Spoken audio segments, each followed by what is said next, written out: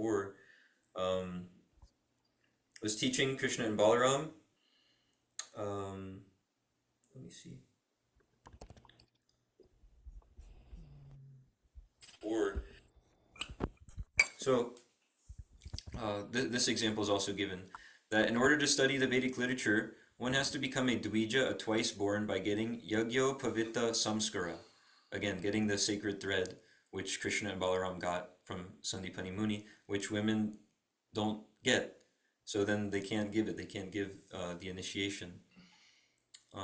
If they can't take that initiation of the sacred thread, then how are they going to give it? Um, let's see. I've got a couple more quotes here.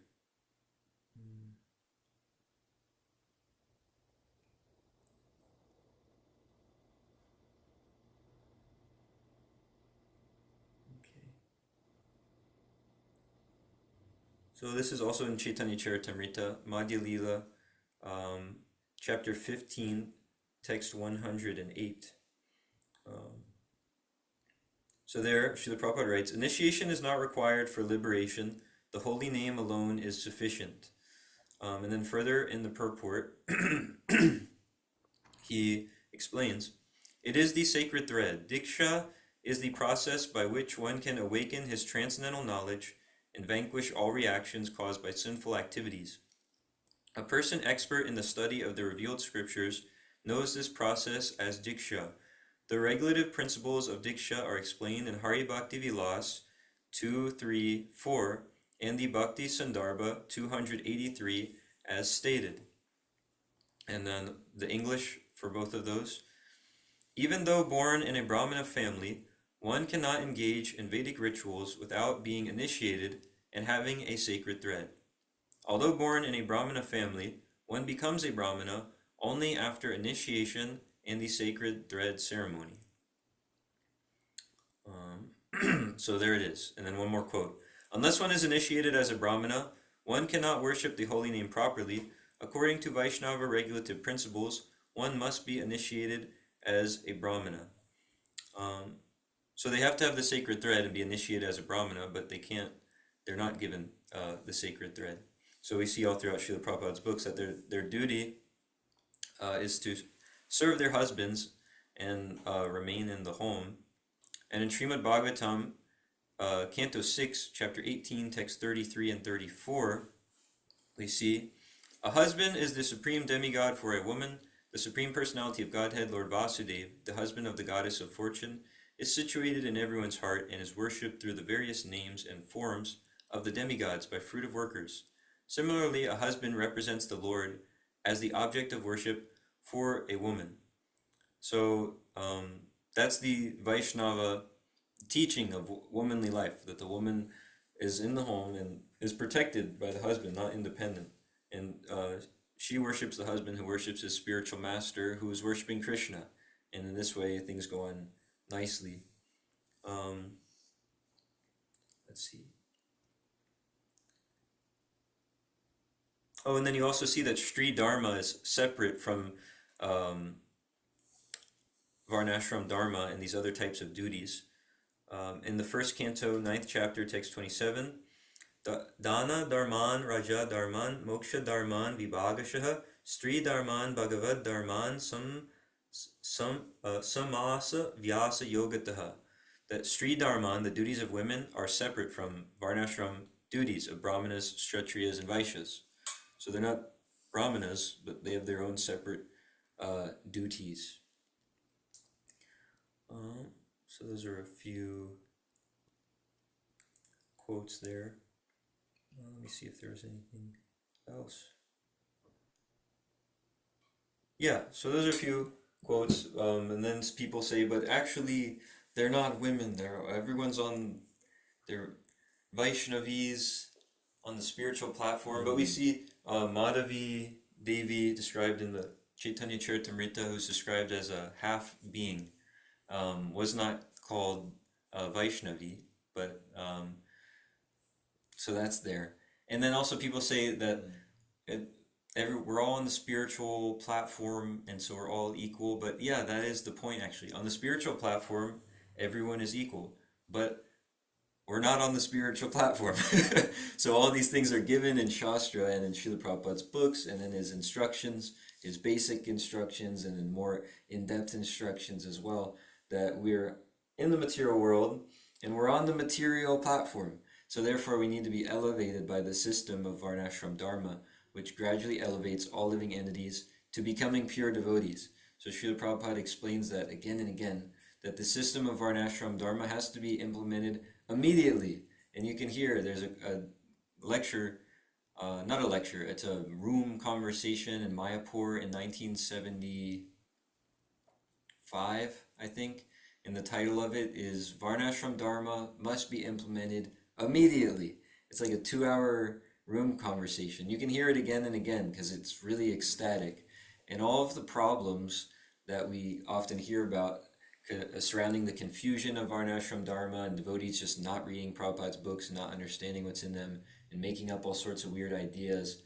All the confusion in this kind of field is pretty much cleared up in that conversation because the devotees are coming to Srila Prabhupada and Srila Prabhupada is saying something very radical in a very calm way, like he often does. He just presents something just straightforward and calmly, and it's like blowing everyone's mind. So he's saying that we have to immediately implement Varnashram Dharma, because that's the system that will save the whole world. People in any condition of life can be gradually elevated to becoming pure devotees on the spiritual platform. So, and then the devotees ask him all sorts of questions. Well, Srila Prabhupada, aren't devotees above all of this, like Shudras, Vaishyas, Brahmanas? But Prabhupada, devotees are transcendental. And then Srila Prabhupada says, if they're transcendental, then why are they falling down?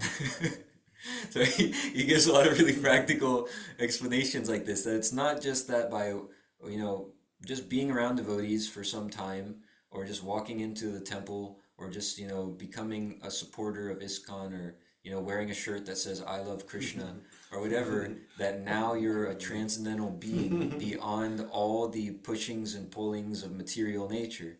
But actually, one has to become qualified, which is a very strenuous process for almost all the conditioned souls in the material world, to become purified from this, completely opposite nature that we've been living in for millions and millions of births. So it's a big process, and for that, there's a whole system that's required, and that's Varnashram Dharma.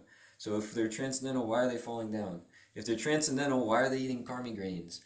If they're transcendental, why are they subscribing to modern demoniac ideas?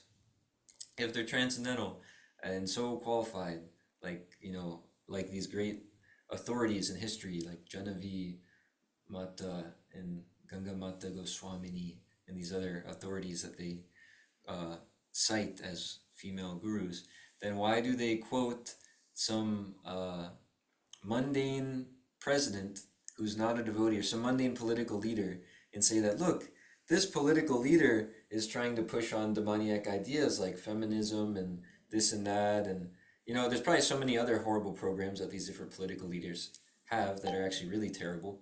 But they're saying, look, this political leader wants to push on equality and feminism and this and that. So what better way to do it than to have female Dikshagurus? It's so weird. Why is that your argument? Namani Hoda Prabhu showed us this video. Why is that their argument for why something should be implemented in the Krishna consciousness movement? Look, the demons are doing it, so what better way to help the demons than bring it into the Krishna consciousness movement? That's such a weird example, but that is a good point they have. What better way to push on the emotion that the demons are heading in than to bring it into Krishna consciousness? The one force that's actually doing something good in the entire world, the Krishna consciousness movement. The one thing that's fighting back against the demoniac civilization, saying all of this is bogus, rascaldom.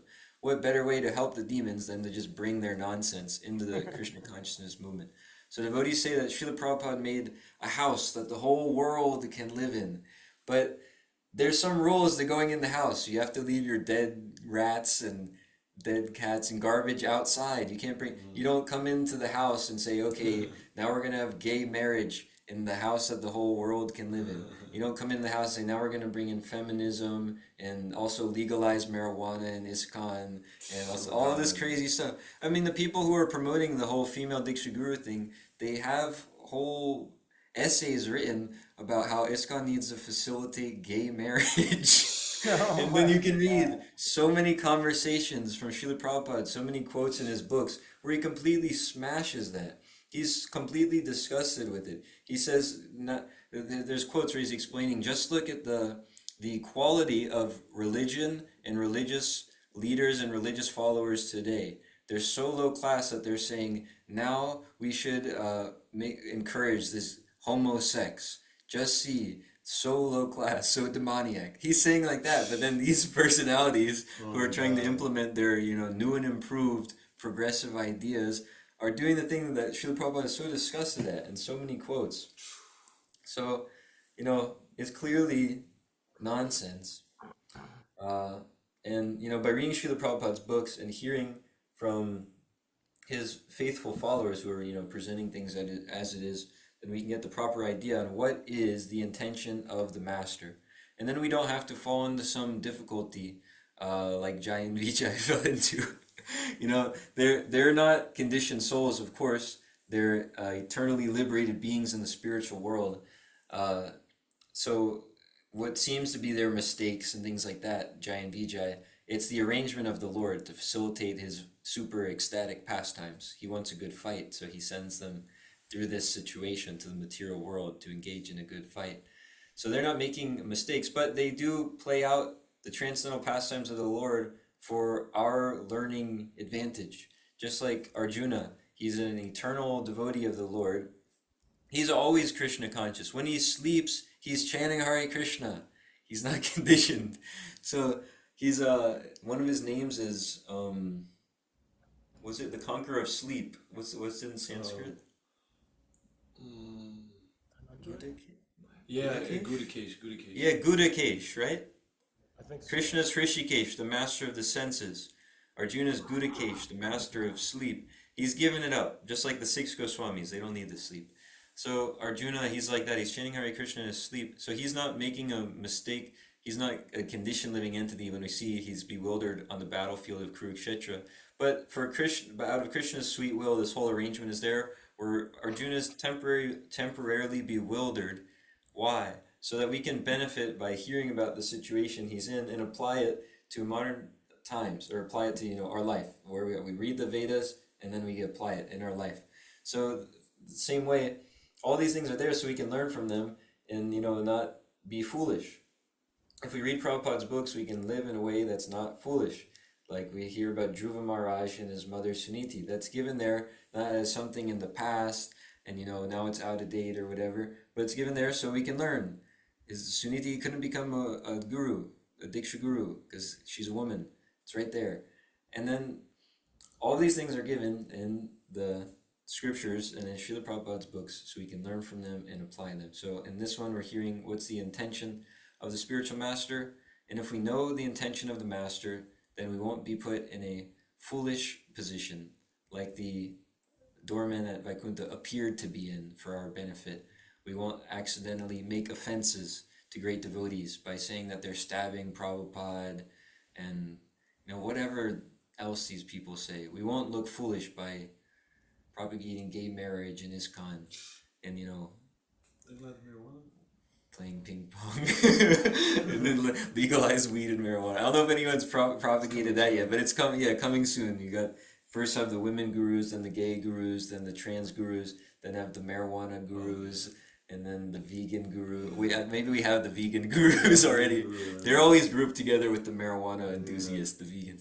So you get all this stuff in one package. Um, so all this is given in Shastra so that we can learn why. Because as we're hearing today in the purport, Krishna is so eager to have his devotees back with him in Vaikuntha. I didn't start with that, I didn't start with that because we've spoken on that. A lot of the topics that are right here, we've given several full classes on throughout this chapter. Mahotsa Prabhu gave a really nice class about how Krishna is so anxious to have the devotees back in Vaikuntha. We see the example of Gopakumar that Mahotsa Prabhu was reading. That once Gopakumar is there in Vaikuntha, the Lord of Vaikuntha is looking at him and saying, I was hoping against hope that you were going to come back, but you never gave me any mercy. Krishna is saying that to his devotee, you never gave me any mercy. So he really wants the devotees to come back. So he gives us this plethora of Vedic literatures we can take advantage of. If we're not hearing from Prabhupada's books, then we're hearing so many mundane sound vibrations, and we become mundane. We become contaminated. Like Srila Prabhupada says in the introduction of the Bhagavad Gita, there's so many nonsense literatures.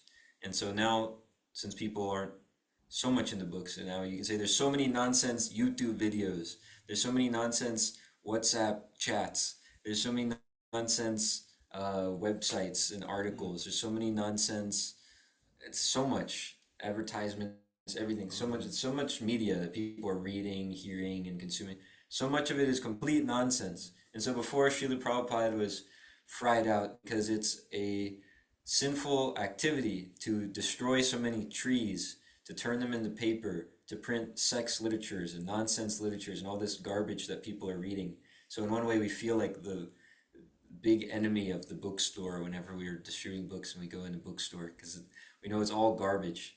We were distributing books and we walked in one bookstore the other day, and the lady was saying, after we tried to give books to the cashier, she was saying, well, maybe you guys can look around for a little bit. And I had like, I wanted not to see that there was like fire in my eyeballs when she said that, because I'm like, I do not want to look at your stupid books in this place.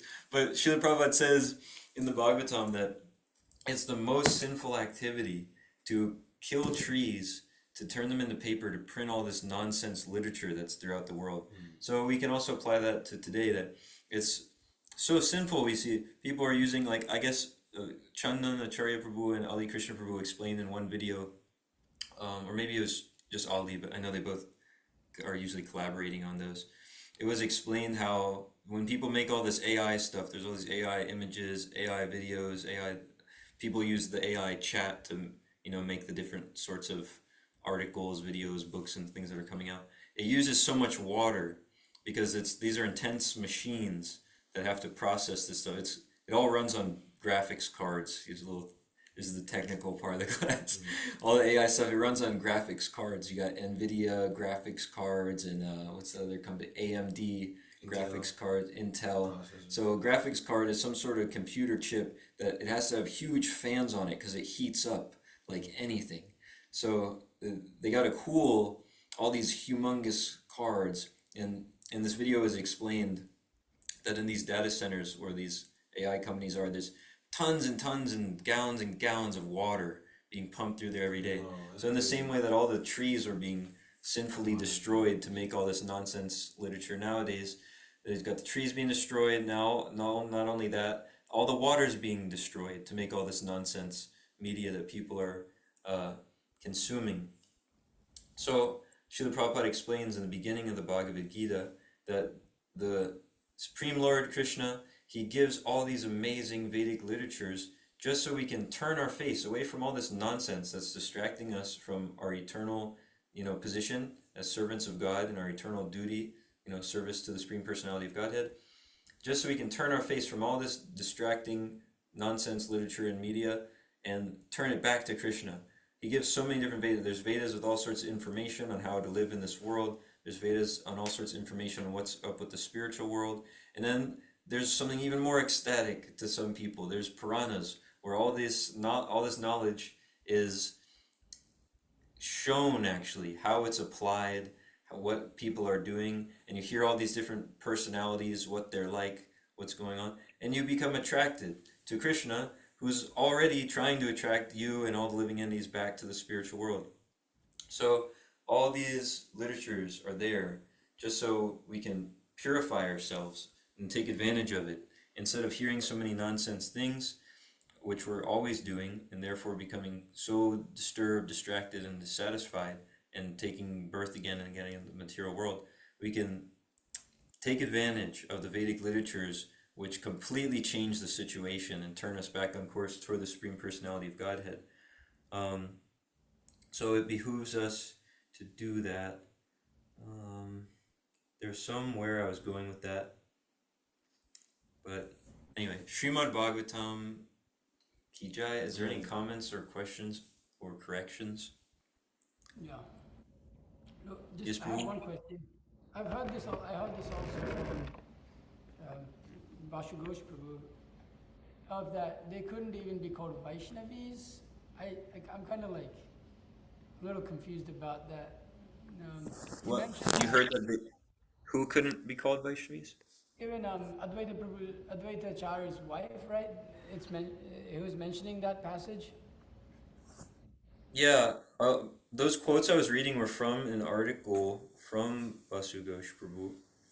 Um, I don't really understand that a whole lot, or like what he kind of implies that women shouldn't even be called Vaishnavis, which um, you know, we see that even Bhakti Vikas Maharaj, who is a very proponent and person who is like pushing forward Vedic culture, he even, it's a pretty standard thing, and so I'm not sure what he's exactly speaking of. So I was just kind of inquiring. yeah, I hadn't heard that point before that no women should be called Vaishnavis. But in this article that I was reading these quotes from, he does write that um, Madhavi Devi wasn't called a Vaishnavi. In Chaitanya Charitamrita, I think it's Adi Leela chapter. Oh, this is a transcription actually of a video. I think it's Adi Leela chapter 10, text 137. She's referred to as a half being, a woman. Now, why was the word woman used for Madhavi Devi and not Vaishnavi? So, this word Vaishnavi has been taken up and it's been made into a smokescreen to promote those who are ordinary human beings to the topmost platform. Huh. But, That, but Madhavi was also on the topmost platform. I know, but it just He seems just like says a it was. little bit. It just seems like a little bit of a stretch to me. Like unless there's like more proof of that, Hmm. because we see like even Guru Maharaj kind of. But just because you're calling someone a Vaishnavi doesn't mean that you're mentioning them on the highest platform. Just like we call each other Vaishnavas. That Vaishnava, this Vaishnava, doesn't mean that they're fully transcendental. Hmm. Um, so to call a devotee a Vaishnavi, we're just addressing her as a devotee of the Lord, which seems to be quite a standard thing to do. Hmm. So I'm a little bit confused because it's a standard. It doesn't really imply that one is on the highest platform. Now, why was she called a woman? There may be other things there, but I was a little confused by that, and it seems to me that it kind of it's because the other side is pushing towards that you're all women haters and that, and it's almost like it doesn't really help the cause, like all these women called Vaishnavis. It's like whoa, that seems like it's not feministic. I mean, it's not like we're not putting feminism forward, but it seems like a pretty standard thing. Just like we have that talk that Guru Maharaj, Bhakti Vikas Maharaj put out. Uh, a Vaishnavi's, what is it? Point of view on, what is that? The one where he, Oh yeah, just recently. conservative Vaishnavi. Yeah. Yeah. It just refers to them being as a devotee of the Lord. It doesn't specifically mean that they're on the highest transcendental platform, just like we address each other. So it just kind of was a little confusing to me to understand that. Yeah. I hadn't heard that point before that none of them should be referred to as Vaishnavis. He doesn't mention it in this video, but I guess maybe that is a point that's made else. I mean, he does mention that at least this specific person wasn't referred to as in Chaitanya Charitamrita. Uh, Yeah. Just like even when we do classes, Devis, sometimes Guru Maharaj will say Devis or Vaishnavis or. Yeah. I guess the one thing that I guess the reason it's briefly brought up in this article that I had read is because there is this whole thing. There's one idea that well, all of Srila Prabhupada's statements about women are not about devotee women. So Oh, it's like one sort of scapegoat that none of those statements say that they're about Vaishnavis, and we're all Vaishnavi. We're not women. We're Vaishnavis. So none of those statements apply to us. So that might be why he briefly mentions it there. yeah, maybe I gotta watch that over again. It just seemed a little bit not exactly it didn't seem to like fit all together. So I was trying to understand it, but I couldn't. I like even like I thought about it for a little bit of time and trying to see how that would. It's just it doesn't seem to help the cause sometimes. Those type of stuff with at least with what's going on. That's not this subject matter. More or less, is on this point of like, how far do you let it go? Okay, even Guru Maharaj was saying, okay, once you establish Varnashram, that could be thought about later. But like, can we is it necessary? Do we even need it? What is the push for it? Why? Why do you want to be? I want to be guru too. It's like, whoa, that's the disqualification to become a guru. It's meant to be. It's very clearly stated in Shastra that especially for a woman, it's seen very clearly. And another point I wanted to mention was there's another Facebook post that came out, and a bunch of feminists are supporting it. But the people that are writing their posts, if you know a little bit about them, which we happen to know, they're the same people that have their wives sleeping around with other people, and then have other people's wives sleeping around with other people, and they support it all. This is the type of people that are saying to those who are trying to establish some sort of culture in society that they should be kicked out of society. So you see, in Shastra, there is, or in the Vedas, there is the Sanskrit or Sanskriti, one's behavior. One cannot have, one cannot claim to know bhakti without actually practicing it, or actually claim to know Shastra and Vedas, or knowledge without having jnana, without having vijnana.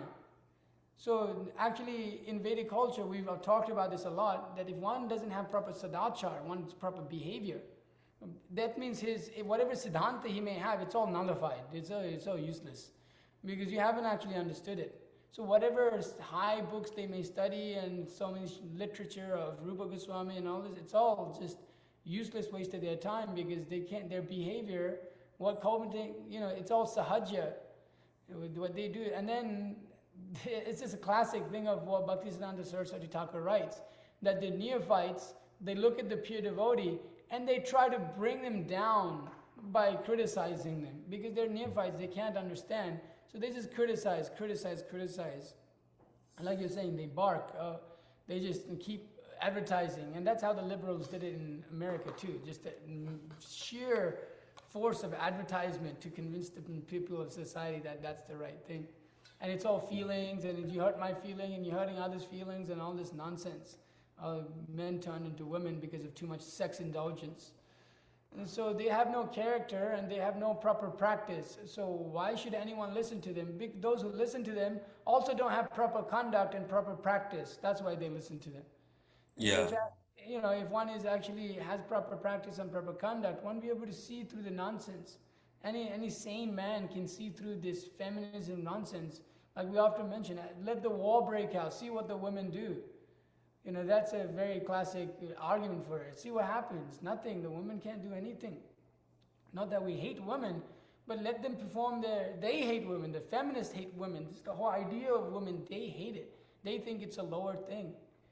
But anyways, it's just interesting, those people who make the arguments, how low their character is and what type of people they are. Like I was mentioning, the same people that are supporting it, they support Mayavad also.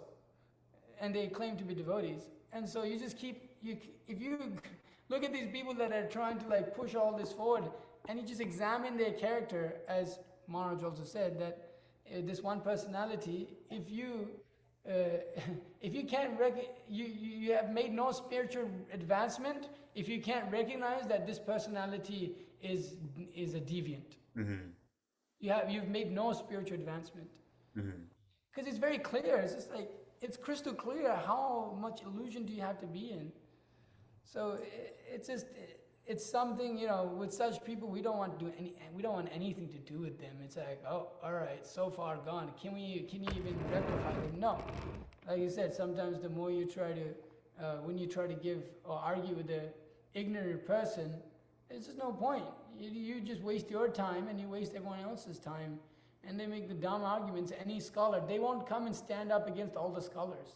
They'll keyboard warriors, internet, just put it on the internet, all your feelings. But come in front of all these great scholars that are citing Shastra, citing evidence, and everything. Come in front of them and talk. Why won't you do that? No, because they'll just they're gonna try to push us over and pressure us and bully us because they're terrorists. Big name calling. It's like, then show some. So you should just come out and, all right, let's let them have an argument with you. Let them pull out all their coats and you pull out all your coats, and let there be a panel of unbiased devotees or judges that give the verdict. And that's already happened, but they won't accept it. Yeah, that was one reason I was more inspired to read some of these quotes in class today, because it's become very apparent that it's not like a debate or subject of what is actually true, what is bona fide, what's given in Shastra, what does Srila Prabhupada instruct. And now it's become very obvious that it's, like we're saying, some propaganda, some advertising. Again, this whole thing of someone's got some intention, some motive, so they're just doing whatever to push it. I saw this was also, I think, the ISKCON India Scholars Board on that site. This was an older video, but one of the devotees, very senior devotees, ran interview. I think some brahmanas from like from the Sri Vaishnava Sampradaya, to see what they were saying on this. They were basically like making the point that it's like, this is completely and totally wrong, because you're going to destroy tradition and destroy the people's understanding and like the position of Shastra, because it's like you can't properly argue this point, and if this gets pushed through, then what use will Shastra have? If you're just going to basically make your own interpretation supreme.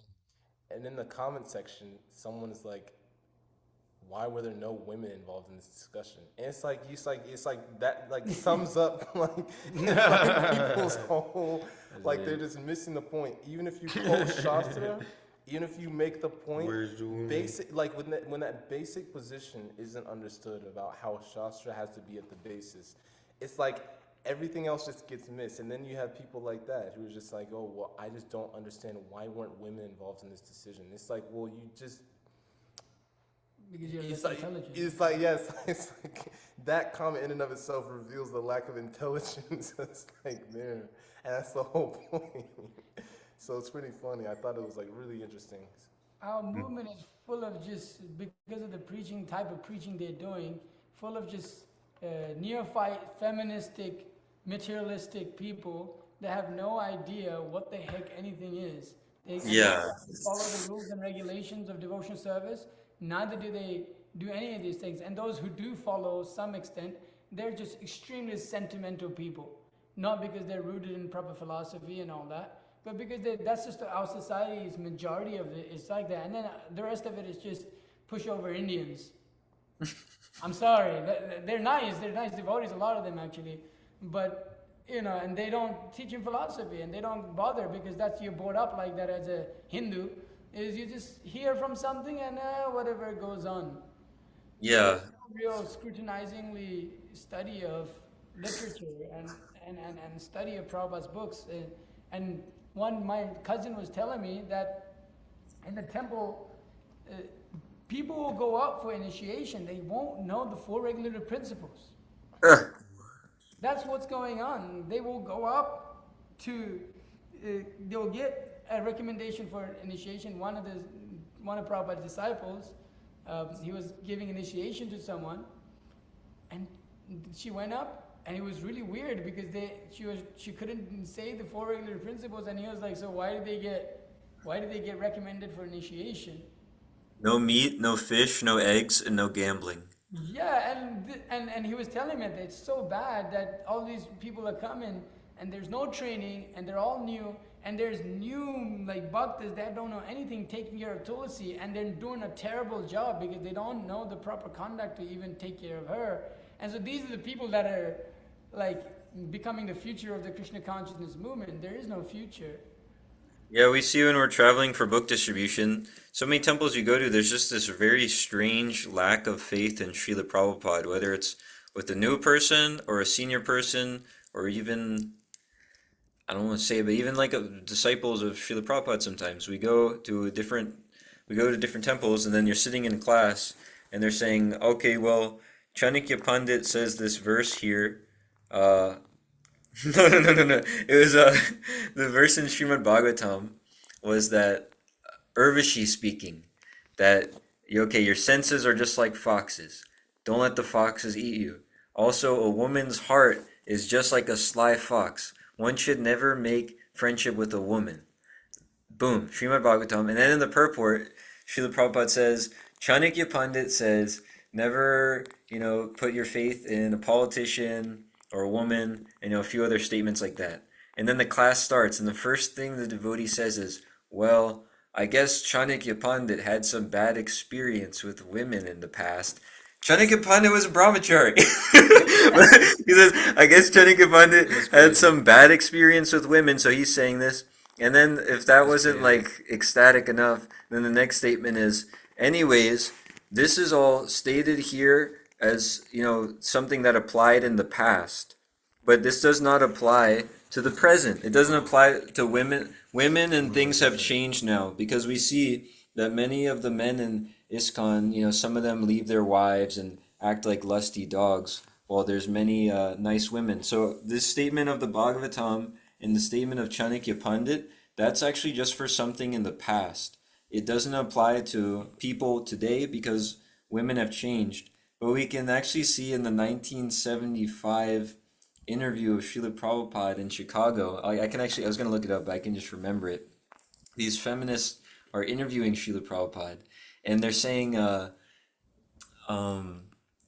women have changed. They've become more evolved and this and that. They're just presenting their whole feminism thing. And then Srila Prabhupada mentions this point, how scientists have actually studied that a woman's brain weighs less than a man's. It's something like 34 ounces, while a man's can be more. And he smashes a lot of their points very nicely, and it's like really nice to just go through the whole thing. But anyways, just for this, he at the end of it, when he mentions that point, the interviewer says, "Well, who found that out? What scientist?" And he says, "This person at like Scottish." He says this particular scientist from like 19 something, and then the interviewer says, "Oh, 19 something. Now I understand." And she walks out, and Srila Prabhupada says, "What? She doesn't accept 19 something?" And Harikesh Swami and other devotees there were saying, yeah, she thinks that that's outdated. And then Srila Prabhupada says, so somehow the women they've evolved, they've changed from back then till now, like their brains have grown bigger. And Harikesh Swami says, because Prabhupada asks, what does that change that they've evolved from then till now? And Harikesh Swami says, they've become louder. And Srila Prabhupada laughs. So yeah, we go to different temples and devotees are writing things off in the Bhagavatam and from Srila Prabhupada himself and Chanakya Pandit saying, oh, this just applies to the past. It doesn't apply to now because women have changed. But right there, this devotee disproves it, and Srila Prabhupada liked his disproval of it, that what has changed? They've only become louder.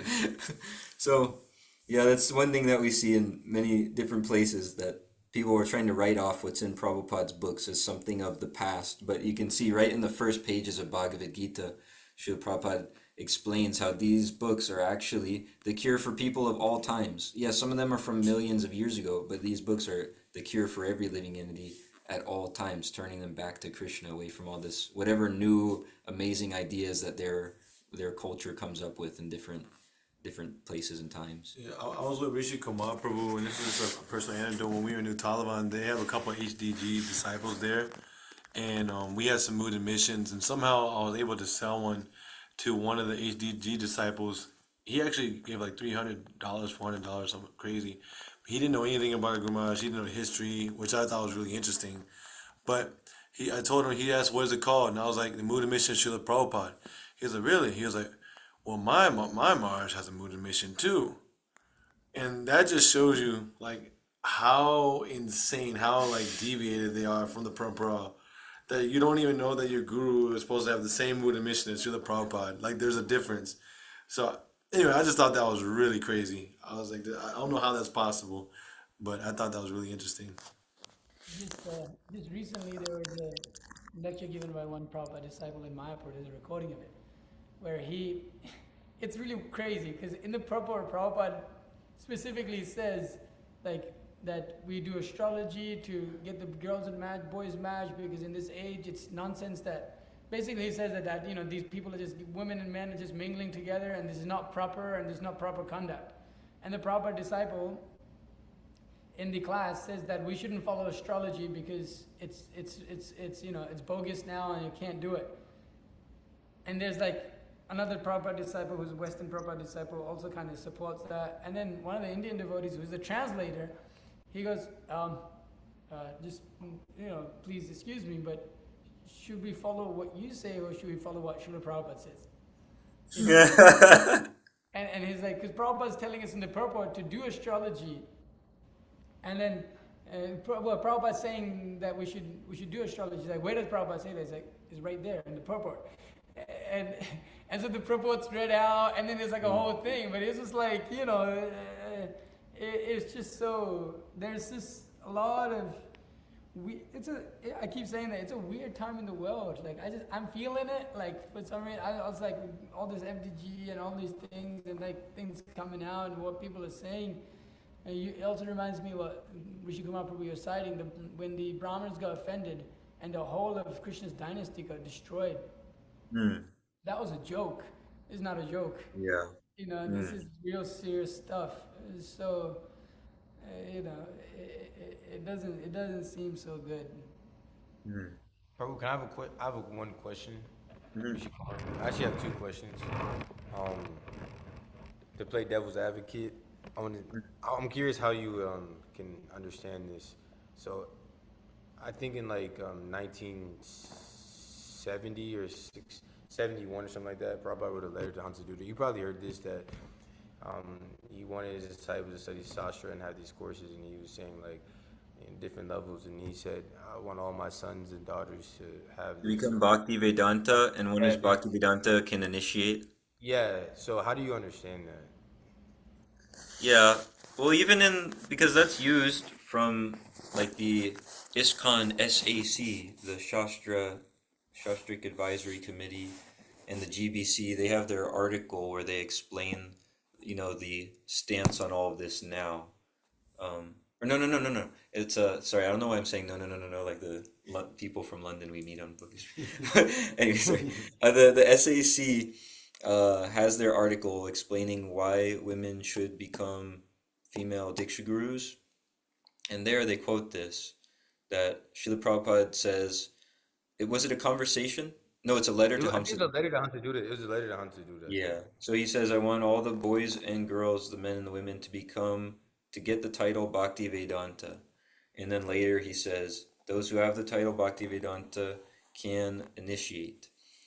But when they quote that in their own article, they also don't use that as a conclusive, they themselves say that that's not conclusive evidence for women should be Diksha gurus. So, I mean, when I heard it, I was thinking, that's pretty convincing. But then they themselves, they say in their article that this is a general statement, which honestly I don't fully understand. But hey, if I'll accept their authority on it for this one.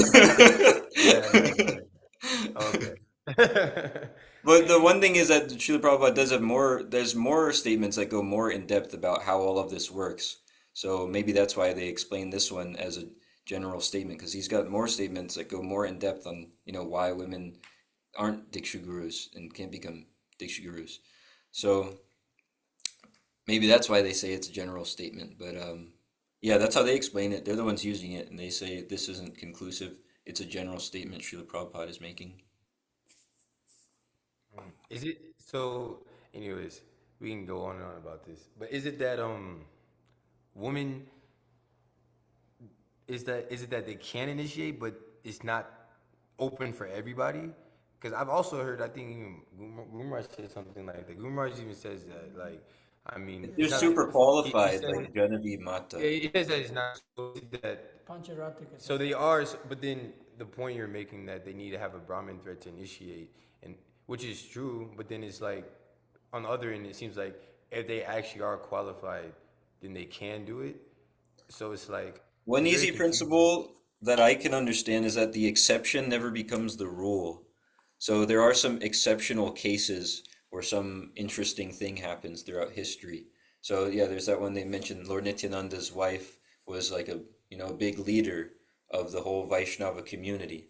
Srila Prabhupada explains it like that. But Srila Prabhupada never made leaders out of the women, at least not in like the sense of like temple president, guru, GBC, some sort of overarching authority on society. So that is one basic principle, is that an exception to something that happens never becomes the rule. There's a lot of exceptional cases in the Srimad Bhagavatam. I mean, almost the whole Bhagavatam is exceptional cases because it's like you're hearing all these, the most, I don't know what you could say, controversial or like shocking or yeah, the most, I don't want to use far out, but that's the word coming to mind.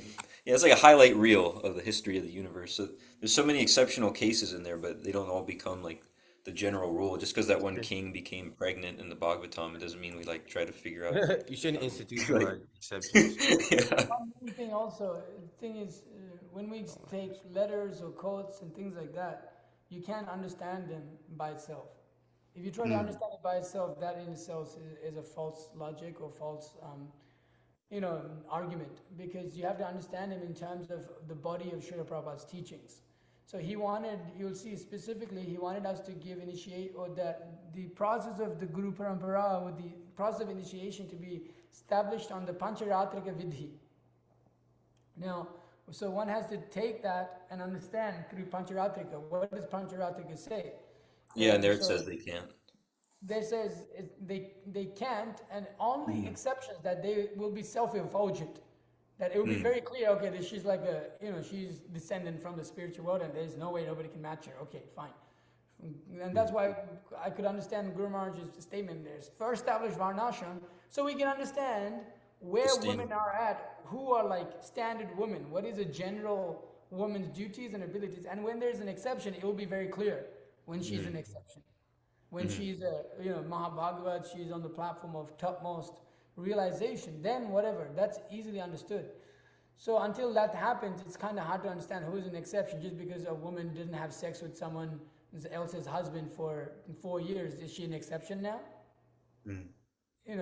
So that's that. In normal society now, that is an exception. If a woman is chaste and stays with her husband, that's an exception. That's a congratulations, you did it. Are you a Mahabhagavat? No. So establish norm culture first, and then it's easy to see who is an exception, because in that culture, you'll be able to, pure devotees will become self-effulgent. It will be very clear. And another point, so Pancharatrika is the standard of initiation. So one has to go back to Pancharatrika in order to see who's qualified to give initiation and to take initiation. And then one also has to see, okay, we see that statement, and we see that statement in light of Pancharatrika. So yeah, okay, boys and girls they may go and study, but it may not be the women that initiate. It may just be the men, because according to Pancharatrika, they can't do it. And Srila Prabhupada doesn't specifically say the women can initiate. He said, well, both boys and girls, they can study, and if they can give Bhaktivedanta, they may initiate. But is it the women could initiate according to Pancharatrika? Then no, we can't. We may not take it like that. Yeah. So It's a general statement, like they say. so I can understand from that point. It's like also it's a letter, so it doesn't hold very high in the pramana, aspect. From the point of view of pramana, it doesn't hold that high, because letters and conversations, they're very much time, circumstance, place. So we don't really we try to take it and understand certain things. But it's not something that was meant to be even a general thing for the general public. That's one thing that's point made by the scholars, that actually these conversations and letters, the fact that they're available to the mass public, it becomes a problem sometimes, because it wasn't meant for that. It wasn't meant to be distributed widely. His Prabhupada specifically wanted his books distributed widely, because they hold the instructions for the next 10,000 years. Yeah. But with letters and conversations, they take a lesser importance in terms of presenting evidence to. Hmm.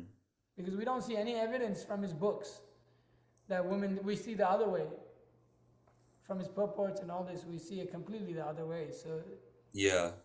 Yeah, if we only took the letters as like our main evidence, then there's that letter where he's telling that person who has a modern day problem, he of they don't know what gender they are, and he tells them oh, that this good switching one. back and forth man woman, it's simply confusing, it's a botheration, so you choose either be a man or be a woman, otherwise you're just going to confuse everyone. So if we're only taking the letters, then the devotees coming in, they go, oh, okay, so first now I got my Kunti Mala, and then got the Sika. Now I gotta choose. Do I want to be a man or a woman? Do I want In a this letter sorry? here. I want a sorry or a doty.